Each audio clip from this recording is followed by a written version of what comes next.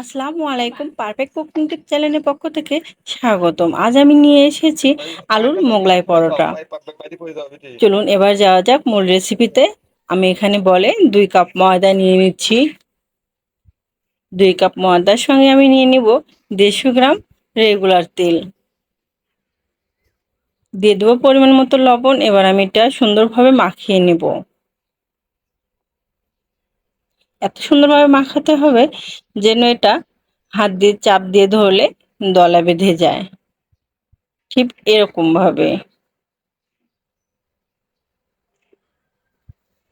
দলাগুলো আমি আবার ভেঙে দিচ্ছি। দিয়ে খুব সুন্দরভাবে নেড়ে এখানে আমি দিয়ে দিব হালকা গরম পানি। এখানে আমি কোনো ঠান্ডা পানি অ্যাড করব না। পানিটা আমি 2টা স্টেপে ব্যবহার করব। প্রথমে যদি সম্পূর্ণ পানিটা দেওয়া যায় তাহলে নরম হওয়ার সম্ভাবনা থাকে। এটা আমি খুব সুন্দরভাবে মাখিয়ে নেব। এতটাই সুন্দরভাবে মাখাতে হবে যেন ময়দাটা খুব নরম হয়।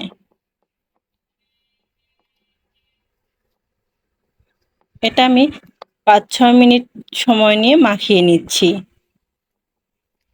মাখানো হয়ে গেছে। এটা আমি এখন ঢেকে রেখে দেব। 20 মিনিটের মতো আমি রেখে দেব। বাকি হাতের কাজগুলো করে নিলাম। ফিরে এলাম 20 মিনিট পরে। দেখেন আটাটা কত সফট হয়েছে। আঙ্গুলটা চাপ দিলেই একদম ভেতরে চলে যাচ্ছে। এতটাই নরম হয়েছে। এখানে আমি 5টা ডো করে নিয়েছি। দেখেন কতটা নরম এবং সফট। এখন আমি আলুটা গলায় নিব। এখানে 5টা ছোট আলু নিয়েছি। আলুগুলো আমি দেশি আলু নিয়েছি, এটা হল্যান্ডার আলু নেই নাই।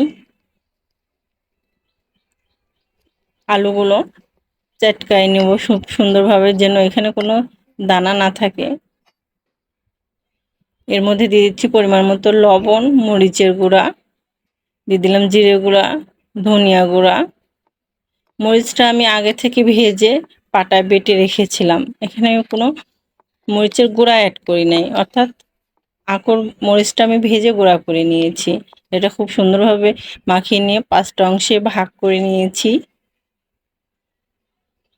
এবার আমি একটা রুটি করে নিয়েছি। রুটিটা খুব সুন্দরভাবে পাতলা করে নিয়েছি। দিয়ে দিলাম আমি আলু। এবার এইভাবে যে ভাঁজ করে নিতে হবে। আলুটা ছড়ায় না দিলেও হবে, কারণ এটা বানানোর পরে হালকা হাত দিয়ে চাপ দিলে আলুটা ছড়িয়ে যাবে।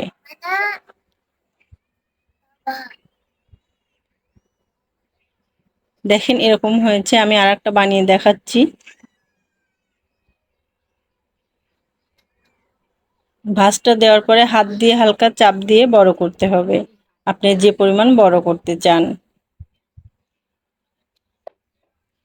এভাবে হাতের তালু দিয়ে চাপ দিলেও হবে ভেতরের আলুগুলো, তাহলে দেখেন চারিদিকে ছড়ায় যাবে। আমি এবার একটা কড়াইয়ের মধ্যে তেল দিয়ে এগুলো ছেড়ে দিলাম। আমি রেগুলার তেলের সঙ্গে কিছুটা সরিষার তেল অ্যাড করে দিয়েছি। পরোটাটা ভাজার সময় সাইড থেকে তেলটা উপরে উঠিয়ে দিতে হবে যেন অনেকটা ফুলকো হয়। ঠিক এভাবে দিতে হবে। দেখেন কতটা ফুলে উঠেছে। এখন এটা আমি উল্টিয়ে দেব। চুলার আঁচটা মিডিয়াম রাখবেন। একদম লো রাখলে কিন্তু এটা ফুলবে না, এবং হাই রাখলে পুড়ে যাবে। আমি একটা প্লেটে দিয়ে দিচ্ছি। দেখেন কতটা সুন্দর হয়েছে দেখতে, এবং খেতেও সুন্দর হবে। আমি একটা ভেঙে দেখিয়ে দেব।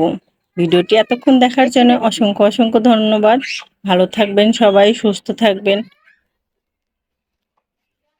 আর আমার চ্যানেলটিকে অবশ্যই একটা সাবস্ক্রাইব করে যাবেন এবং কমেন্টে জানিয়ে যাবেন রেসিপিটা কেমন হয়েছে। আল্লাহ হাফেজ, টাটা।